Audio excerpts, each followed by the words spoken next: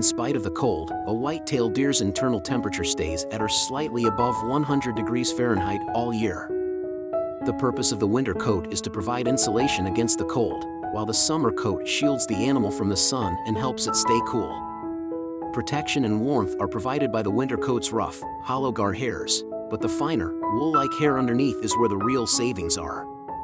Outer guard hairs are shorter in number but larger in diameter and length. In addition to acting as a natural water repellent, they trap air. A minuscule sebaceous gland, responsible for producing sebum, is linked to each hair follicle. The sebum coating aids the hair in its ability to repel moisture. Winter deer yards can be found in abundance in cedar swamps. They act as a vital thermal cover and also shield us from damaging winds.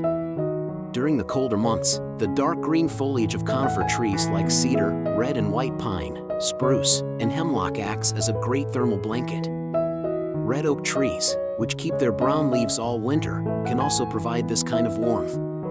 To better disperse the radiant heat, a light breeze or thermal current can help move the air around. Areas where deer can hide from predators or take refuge from the elements are essential for their survival during the harsh winter months. I've noticed that white-tailed deer become more accustomed to human presence in wolf-inhabited areas.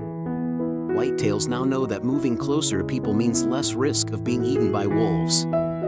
You may find it simpler to navigate snowmobile trails and plowed pathways.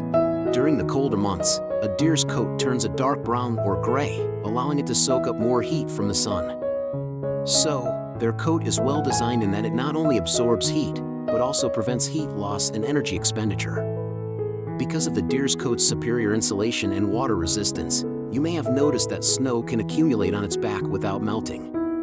White-tailed deer are extremely sociable during the winter months, and their main focus is on healing from the rut. To better find food, they gather into herds. It only occurs during the winter, and it happens every year. Deer either appear in large numbers seemingly out of nowhere or vanish abruptly. You're right, those are two completely opposite scenarios. Of course, it still occurs. The term yarding has this immediate and consequential effect.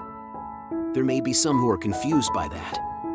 At the end of the day, it's the term for a large number of deer in a single location. Extreme cold and dwindling food supplies are the triggers. In a time of food scarcity, deer will congregate around any remaining scraps. The prevalence of snow makes this more typical of colder climates. Deer are able to make the most of their limited energy reserves by spending a lot of time in one location, where there is an abundance of food. The more of them there are, the better.